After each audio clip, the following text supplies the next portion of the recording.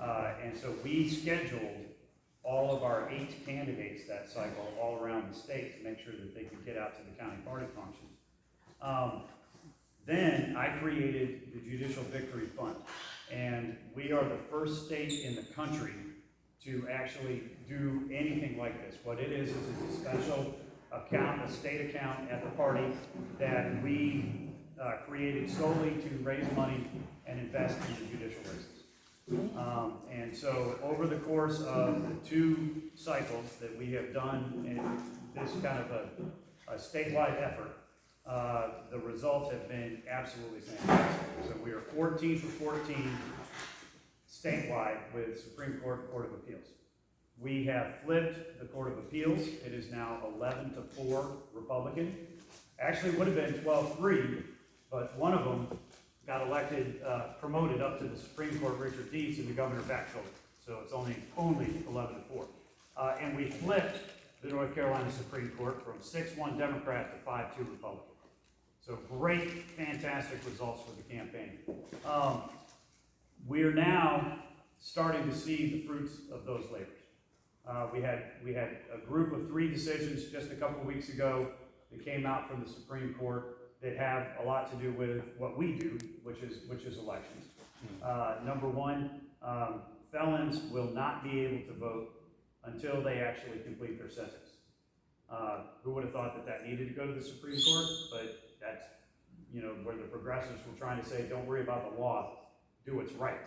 No, follow the law, right? So 54,000 felons will not be allowed to vote this election cycle that would have been had the court gone the other way. Number 2, redistricting. So in 2020, the census comes in North Carolina is awarded an extra congressional seat because our population grows. So thank you, New York. The Constitution requires the legislature to draw the maps. So the legislature got together and drew the maps. And the Supreme Court threw them out. And then the legislature drew a second set of maps, and the court threw those maps out. But then the court went even further. They broke open their own box of crayons, and they drew their own maps. Now, the Democratic expert in that litigation actually said that if you were to draw the maps, not based on any other criterion other than geography, region, county lines, things along those lines, you would probably end up with a map that was 9-5 Republican, maybe 10-4. But the Democrats on the court drew the maps to be 7-7, so it's a Democratic gerrymander, and that's what we're living under right now. The most incredible thing about that decision was 4 years ago, the U.S. Supreme Court handed down a decision about North Carolina maps, and they said that the drawing of congressional maps is inherently political and is to be left up to the legislature. Our Supreme Court said, yeah, we understand the Constitution says the legislature.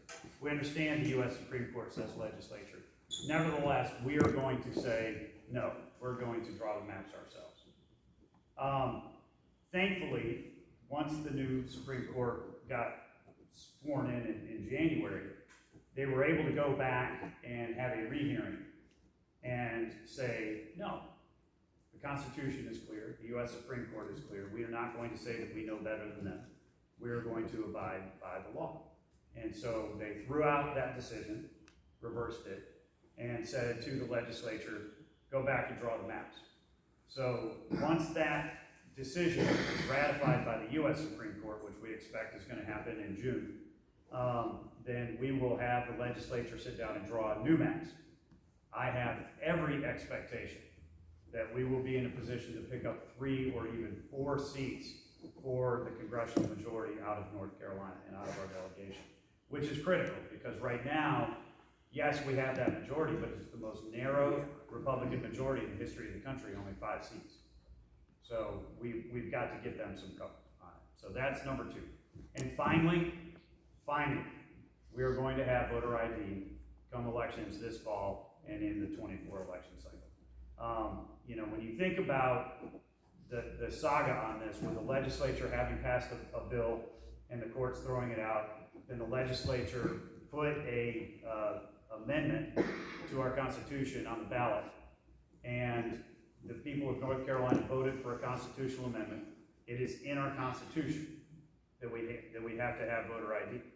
The legislature writes a law to implement that, court throws it out, the legislature writes another law to implement it, and the court said, despite the fact that this is a provision in the North Carolina Constitution, it's unconstitutional. What? They are literally the first court, those 4 Democrats on that court last year in December, were literally the first court in the history of the country to say that a provision within a state constitution violated the state constitution. It is beyond absurd. So fortunately, the new Supreme Court had the rehearing and said, no, absolutely not. This is ridiculous. They threw out that decision, reversed it, and reinstated the law that is on the book. So we have already had a memo from the Board of Elections out saying we are going to implement voter ID for 2023 and have it on the books in 2024. So very, very excited about that. The second update that I want to give you guys on is election integrity. When I took over as the state party chair, we had never had a statewide election integrity program of any sort. It had been up to the counties to try and find observers, but there had never been a statewide effort to recruit and train the volunteers that we need to be observers at the polls. We also had never had an effort to really try and marshal attorneys and make sure that they were available in all 100 counties. So I learned election integrity on the Florida recount. I got a call at 2 o'clock in the morning, 2 days after the 2000 election, saying, Michael, we need you at the airport at 2 a.m. Or at 5 a.m. You're going to be on a plane going to Florida. We're going to have a recount. So I was one of the legal leads in Broward County, which was one of the 4 counties that did the recount. And I promise you, if we had not had 400 plus attorneys down there, you all remember the hanging chads and the tape chads and all of that malarkey, there's no doubt in my mind they would have stolen that election.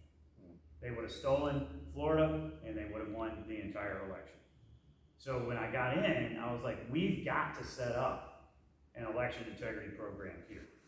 And I called together a bunch of Republican attorneys and my staff, and I said, I want to recruit 500 attorneys across North Carolina.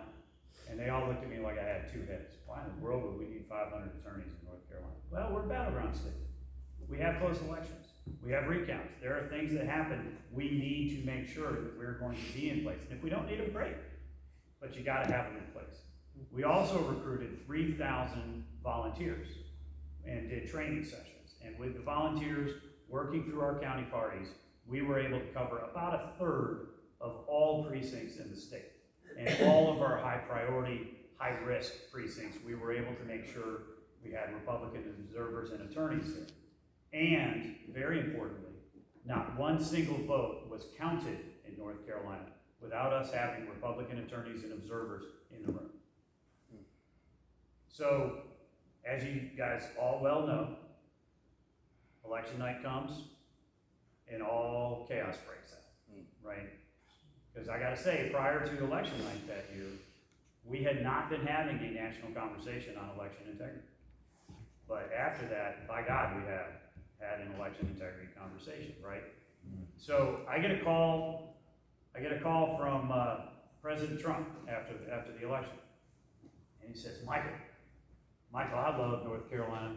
I went to bed and I had a small lead. And I woke up and I had a small lead. And you counted the votes and I got a small win. Your numbers never change. How'd you do it? So I walked him through the programs that we put in place here. And he's like, that's brilliant. Why the hell didn't they do that in Arizona and Georgia?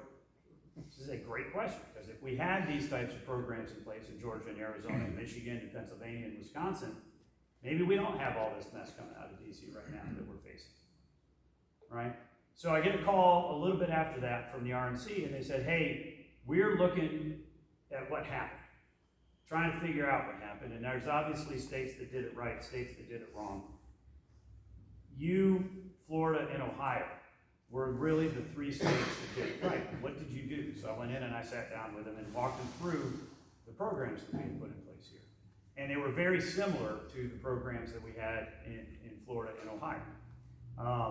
You know, probably coming out of the 2000 recount, Florida learned their lesson. I learned the lesson because I was there, and it turns out when I was the legal lead in Broward County, the political lead was a guy named Bob Paduchik. Bob, as it turns out, was the state party chair in Ohio. So, you know, those were 3 that did it right. So the RNC put together an election integrity committee, and over 6 months, they looked at every issue that you can in terms of election integrity and put together a report. It's actually a really, really good report. It's on the RNC website. It's on our website. I commend it to everybody to take a look at it. And if you look at the recommendations for the states in that report, you will note they look a lot like the program that we have here. So coming out of 20 and going into 22, I went to the RNC and I said, hey, look, I ran this program last time with 1 in-house chief counsel and 2 interns. I want a full-time election integrity director. And I want a full-time election integrity attorney, election integrity counsel. And I'm cheap, so I want you to pay for it. And they said, yeah, we'll do that. And so they ended up doing that in 10 states around the country. David Warren was our election integrity director. Kevin Klein was our election integrity counsel. They worked with us and our county parties. They held over 650 training sessions all around the state in every county and online. We recruited 11,000 grassroots volunteers for our program. 600 attorneys. It was by far the largest election integrity program anywhere in the country, by far. Our volunteers worked 25,000 shifts on election day as poll judges, poll workers, poll observers. And very importantly, again, not one single vote was counted in North Carolina without us having Republican observers and attorneys in the room. So a couple months ago, I get a call from the chair of the RNC. And she says, hey, we would like you to be the general counsel for the RNC. Would you be willing to do it? I said, well, I've got two questions for you. The first is, I am the chair of North Carolina Republican Party first, and I fully intend to run for re-elect. If that's a problem, let me know, and we don't need to go any further. And she said, nope, our general counsel is always a member of the RNC and is, you know, a chair from the RNC for the past 6 or 8 general counsels. So that will not be a problem. And I said, secondly, what are we doing on election integrity nationally? I mean, what happened in 2020 cannot happen again in 2024. And the thing that probably troubles me more than what happened, 2020 was awful. I'm not going to make any bones about it. And thank God we did a good job and we were okay. But there were several states who knew what happened in 2020. They got a wake-up call, but they didn't fix it. You know, Georgia, they did a pretty good job and they did better, okay? But I still think there are issues in Atlanta. But Philadelphia, Pennsylvania, Arizona, they did not. They were train wrecks again. We can't have that happen. So what are we doing on election integrity, and what is the role of the general counsel office going to be in terms of election integrity? Because it's never been used that way before. So 3 weeks ago, we were out in Oklahoma. We had an RNC meeting, and they had a big election integrity panel. They had 2 announcements. First is the RNC is opening up an office of election integrity. It's a full-time, permanent office dedicated just to election integrity. They've hired an election integrity director, a guy named Josh Helton. He's out of Tennessee. He ran election integrity for the Senate committee last cycle. I interviewed him. Great guy, knows what he's doing, and you know, really recommend it, strongly support him being there. So he is the election integrity director. And then they named me as the national lead on election integrity. So I am going to be helping other states set up programs like we've got here. So one of the first meetings that I did was in Louisiana. I got a call from the Louisiana Attorney General. He said, our governor's race is in 23, and we've never had an election integrity program in Louisiana. we need you to come down, meet with the guys, and get this thing set up. So I flew down to Baton Rouge, met with the party, met with the candidates guys, met with a bunch of attorneys, and just walked through what we built here and how we built it, and looked at the state laws that they have in place and how they can put observers in and things like that, and said, you know, this is what you guys need to be able to build a program. So they're moving. They're already building that program out. I've talked to the chair of Arizona, I've talked to the chair from Michigan, Wisconsin, Pennsylvania. Georgia's got a new chair coming in. Their convention is the same week as ours next week. So once the dust settles there, I'll go sit down with the new Georgia chair. But, you know, my point is, you know, we've got to nationally be paying a whole lot better attention and making sure that we're being proactive. You know, my theory on election integrity is pretty basic. I would rather have a police car parked in front of a storefront window than call them after a rock gets thrown through. Okay? And so that's why it's critical. Now, all of this being said, I am not claiming today or any other day that what we did is perfect. You know, I'm not even necessarily going to say it was good enough. We have to do better, right? The laws that we have on the books right now are okay. I think America First Policy Institute gives us a yellow light on it. But they were passed when we had a Democratic governor, no veto override, and a Democrat Supreme Court. Well, now we've got a veto override and we've got a Supreme Court, so let's tighten those up. And we were very happy to see that the Senate yesterday introduced a new election integrity bill. That's something that we've worked with on them. We gave them a package of recommendations. Very glad to see a number of the recommendations that we put forward are going to be included in that bill, and we encourage them to move forward. But I was very glad that bill got introduced in the Senate yesterday. And we, of course, have to make sure that we're recruiting and we're training everybody from our Board of Elections members to the judges, to the poll workers, to the observers, and working with our county parties to make sure that we are fully up to speed. Another issue that has been identified, which gives me some heartburn, is the MATS teams. You know, that we have, you know, teams of a Republican and a Democrat going into assisted living facilities to help people vote. Well, if we don't get Republicans on those teams, then it's a Democrat activist going in to help people vote. So we need to make sure that we're recruiting that. And look, the Democrats have a lot of money floating around on this kind of stuff. They pay people to be their poll judges and their poll workers and that kind of stuff. The poll judges and workers are county employees, so we need to make sure that we get people into those things. But the observers and the MATS teams, those are volunteers.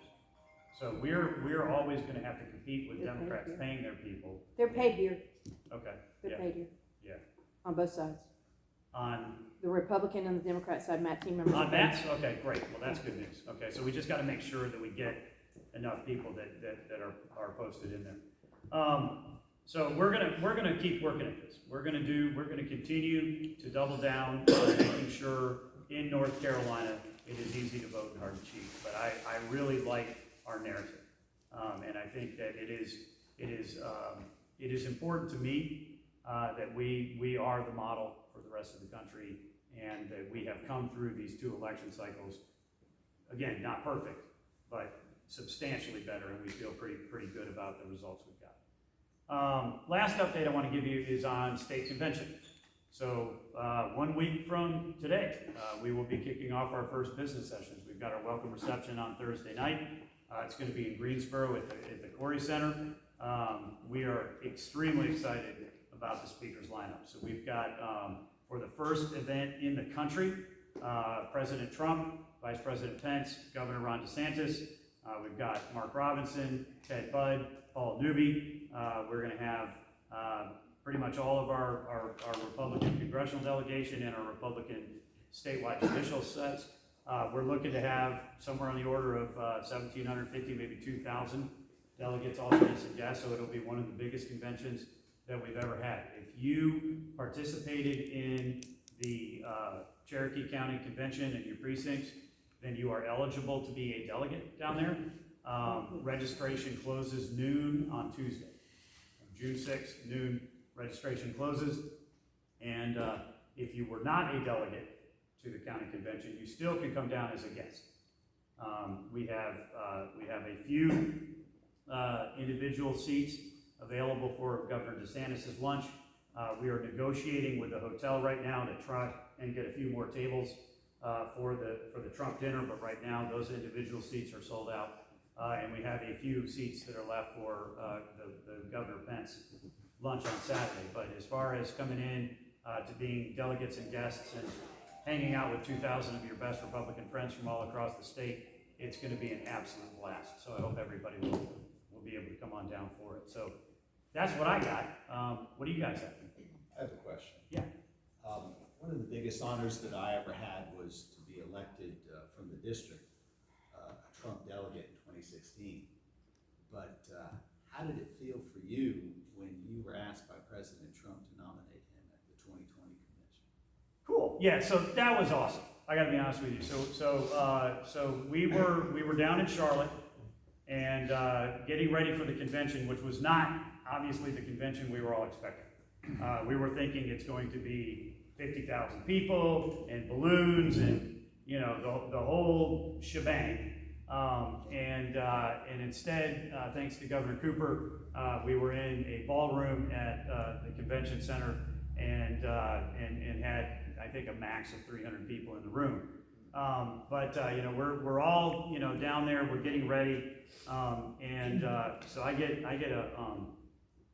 a call Friday, the night before the convention started, from the chair, and I was getting ready to go have dinner with our delegates. We could only take 6 delegates on the floor because of COVID from our whole slate. So I was getting ready to take them out to dinner, and I get a call from the chair, and she said, "Hey, I am with President Trump right now, and he would like to know if you'd be willing to nominate him for president tomorrow." Why, yes, I would be absolutely thrilled and honored to do that. That is fantastic. And she said, "Great, your speech has to be 3 minutes or less. We need to approve it tonight, so go get to work." And so I took and she said, "And by the way, don't tell anybody." So I took the delegates to dinner, and the whole time I'm like, "Hurry up, guys, hurry up." They're like, "Do you want salads?" "No, we don't want salads. We don't want hors d'oeuvres. We don't want anything. Give us my meat. I need my steak. I gotta go." So I get home and work with the communications team for the campaign to come up with a speech, and we time it out a couple times, and it's like 3 minutes and 5 seconds, and we're like, okay, we can make this work, and I'll speak fast because I'll be nervous, right? So we get it approved, and we go into the convention hall, and so you know you're at the rostrum, you're at the podium, and you're making the announcement, and except when you have COVID, right? So the convention director comes up to me and says, "Hey, so here's the problem. Because of COVID protocols, only 2 people can speak from the podium, or they have to change out the microphone. And it's going to be the chairwoman and President Trump. So you have to give the speech on the floor." I'm like, "Nah, that's fine. You know, you got the backdrop, you got the crowd, you know, seeing everything like that." And so they said, "Well, we're going to have you in front of this. It's called a step and repeat. It's a little background thing that's got the logo on it, you know, kind of thing." And they had a little 4-foot by 8-foot deal. And you're like, okay, fine. Well, when they set all the cameras up, and you had Fox and MSNBC and C-SPAN and all of those kind of around the circle, that they could see on either side of the step and repeat because it just wasn't a very big one. So they were like, okay, that's not going to work. So they ended up having 1 camera. And no kidding, that camera was right there on me. And then my head is like this big on the TV screen. So, you know, we ended, the audio was fantastic. The video just kind of looks pretty goofy because it's like literally, you know, disembodied head kind of thing with it. And it was just, you know, surreal, but it was an amazing opportunity. It was an amazing honor, you know, to have the president ask you to nominate him at the convention. It's one I will certainly never forget. Governor Scott Walker from Wisconsin, former presidential candidate himself, was giving the nomination speech for Vice President Pence. So we were kind of standing down there, and of course, he's taking pictures of me, and I'm taking pictures of him, and you can see obviously I'm back at the thing, but you missed the roster, you missed the balloons, you missed all that other stuff. But you know what? Just an amazing honor. So yeah, thanks, David. I got a question. Yes, ma'am. You said last week that you had been endorsed by Mark So I've not Robertson. asked anybody for endorsements. I've not asked anybody for any endorsements. No, but you said that he had endorsed you. I've And talked he to Mark on any number of confirmed. occasions. I have not asked for anybody to endorse me. No, but you said that he had endorsed I you. have not asked anybody for I endorsement. didn't ask you if you asked him. I said that you told everybody there that you had been endorsed by Mark I have had multiple Robertson. conversations with Mark, but I've not asked anybody, including him, for an endorsement. But that wasn't my question. I hear you. You said that you had been I have not endorsed. asked anybody But for what do endorsement. you say when you said that and Mark Robertson I- said no, that he had not I endorsed have you? not asked Mark for endorsement. But that's not what I'm asking you. That's where we are. You said that Mark Robertson, Ma'am, I have not asked Mark for endorsement. I've not asked anybody for endorsement. that's not what I'm I've heard asking you you. 5 times. That's where we are. But did you not say I that don't Mark recall saying Robertson? that. Look, I have not asked Mark for endorsement. Please be I can't be any clearer Please about be it. honest, though. I am being honest. I have I not asked even Mark asked or you anybody twice. else for an endorsement. I asked you to tell me when you got endorsed by him, and you said, we've been in discussions. I've had multiple conversations with Mark about the convention and about running for chair and all this other You stuff. said about I have not asked endorsement. Mark for an endorsement. That's not what you said in Macon County. But that's not, listen, here's the big thing I want to know. This room is divided. Our county is divided. 8 out of 16 precincts are unorganized. We asked for your help in February. You never came here to help us. But now you come here because you got a vote coming up. Help me understand. Look, I've been here Since- multiple times. I understand you I- have. I hit all 100 counties every year. I am absolutely committed to working with our county parties on organization and working with them. I mean, we have a monthly county chair call. We have every year a county chair boot camp where we bring in, chairs from all across the state. And we do orientation sessions, we do training sessions with them, and do everything we can to help our counties be organized and to support our grassroots all Michael, across the that is state. not what I'm asking you. With all due respect, that's not what I'm asking you. I personally went to you and your team and said, look, we have some shenanigans going on here. Please help us have a convention that is fair. And instead of doing that, you waited till the last minute. And here's the thing that bothers me.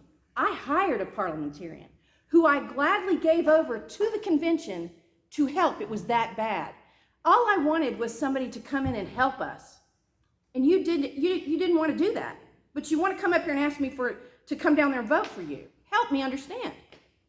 We had John Anglin here as a district chair. We had David Sawyer, who is the chair of DCOA and one of our central committee members that was here as parliamentarian. I mean, look, I don't run county conventions. The state party does not run county conventions.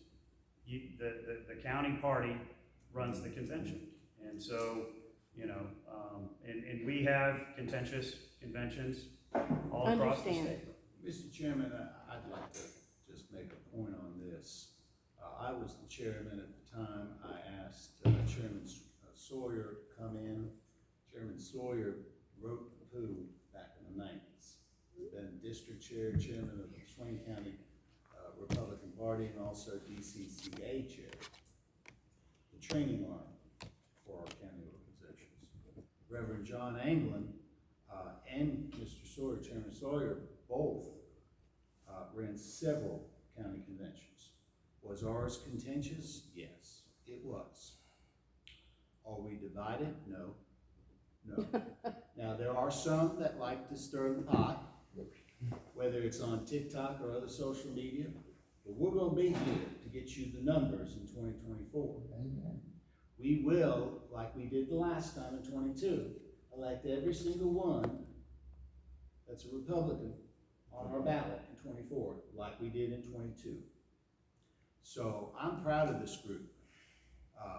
I know there's been contentions. Ms. Akis, you can say has it. been on several trips together. I have no hard feelings because when I meet my maker, I want to be able to say I don't hate anybody.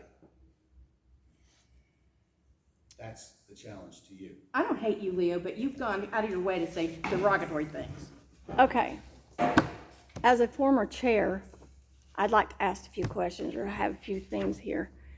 I appreciate you being here, making the distance and travel out here. I myself have made many requests to the state party, individuals at state, the current chair, and have been refused information that duly by our plan of organization is allowed, but it has been refused to me. But what I would like to ask is, there's two things that you have mentioned regarding the redistricting.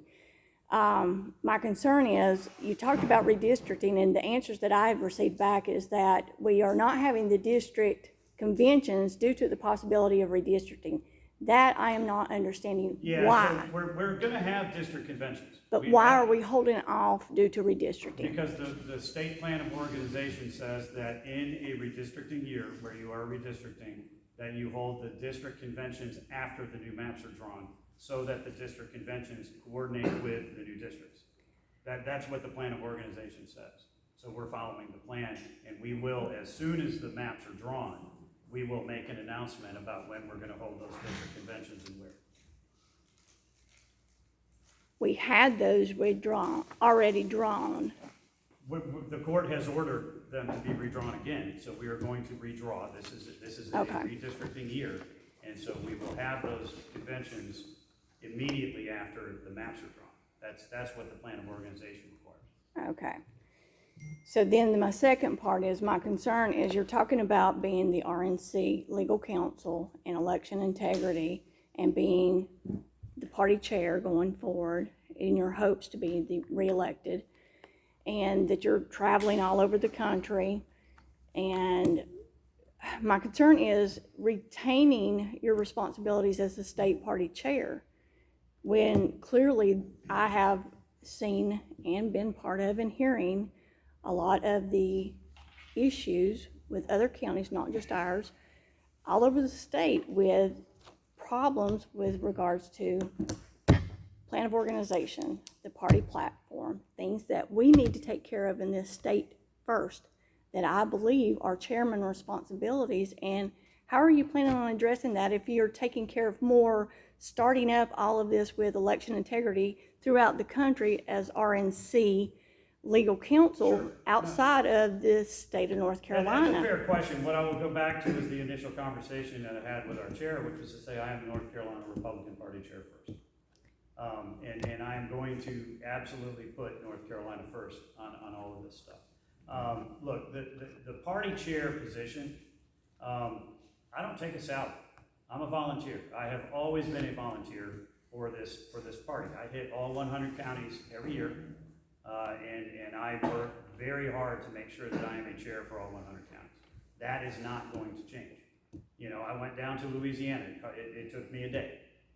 And I had a meeting with them. We helped them get that program up and running. I will be available for phone calls and to check in. Look, I've got a staff of, 7 attorneys at the RNC. We are gonna have a staff of probably 40 to 50 on the election integrity program with a director who's gonna be running that. So I'm not gonna be day to day anywhere but here. I am the first chair in my lifetime, I don't know about ever, to hit every county, let alone every year. And we'll be around, but look, we are in a position here in North Carolina because of the groundwork that we've laid over the last 4 years. We've got the best staff of any state party anywhere in the country. And we're gonna focus on making sure that we win here. We can't win nationally without winning here in North Carolina. And I understand that. Don't get me wrong, but this last year, I have seen more problems that need to be addressed with this plan of organization needing to be rewritten from ground up, and this party platform being so misused and abused and not being followed, no accountability whatsoever. And if we don't get it together, and talking about party not being, this party being not scattered and not fractioned or disorganized, or we are so far apart. I mean, you can clearly see that we are scattered. We are apart. And anybody that denies that, I mean, you come in, how many people did we say hello to each other? Sarah said hello to us. The rest of us, we're not. We are not Well, I will say combined. this. We need to be back together, and we do. need to get We- past you know, this. We've got a governor's race that we have to win. We have an attorney general, we have never elected a Republican attorney general in North Carolina. We've got to Correct. get that done. We need to protect our supermajorities on the state house and the state senate. You know, we've got an opportunity to pick up one more seat on the Supreme Court, one more on the Court of Appeals. We're not gonna, we are not gonna be able to win without Cherokee County. Well, we can't do that if we're divided And- and unorganized, and we have Look, 8. I will spend as much time and effort as I can to try and help with that. You know, but again, we need to focus on the Democrats. We need to focus on beating the Democrats. But we can't do that if we're unorganized, and if we are divided and unorganized. 8 out of 16 precincts in this county are unorganized, no precinct chairs, and we can't even get meetings. We can't talk to each other. We can't communicate with each other without being told, no, sit down, shut up. We can't address our problems and told to be quiet. And when we're clearly this dissented from each other, we can't do that. And here's the other part that worries me. This is gonna be what causes an independent to walk in here and take a seat that should rightfully be a Republican's, because they're so mad about what took place and how this happens and how we're not allowed to speak in general meetings. They just give up and go run on their own. That scares me to death. Yeah, well, we need to make sure that we are fighting on the field, not in the dugout. Correct. But I've been here for 10 years and had the privilege of attending every state convention. At the precinct meeting at the county convention, I was one of 6 delegates elected to the county convention, the district convention, and the state convention. I have seen one list since then of delegates that were sent up to delegates for the convention, and my name was on it. The other 5 names were not. They have the financial capability of spending $1,000 Right. to go up there for 4 days, which is what, I can't in good conscience ask them to go up there if they're gonna have a problem with the credentials. They're in the middle of a challenge right now. Excuse me, I'm sorry, I'm just letting him know. is there a number I can call? Yeah, give me a shout. Pardon me? I'll give you my card. Thank you. Yeah, absolutely. You know, we want everybody to participate. You know, when we talk about credentialing process, that has gone very well, very smooth. We've had, you know, a number of counties where we've had particular issues that we've had to work through, but with every single one of those discussions, you know, my preference is seat the delegates. We want to make sure that we've got as many people in the hall as we can, and anybody, you know, who participated in the districts or the precincts in the county, we want to make sure we have that. I totally agree. Thank you. Thank you. Yeah, absolutely.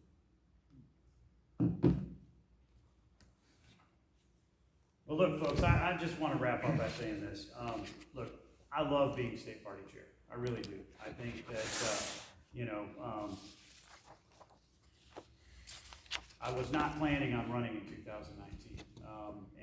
And I had run North Carolina for Trump in 2016. I had signed back on to be a senior advisor for the campaign in 2019, going into the 20 cycle, when my predecessor announced that he was not going to run again, and decided with a little prodding to go ahead and get in the race. And I gotta say, I love this job. I love the opportunity to be part of a team. I love the opportunity to get around.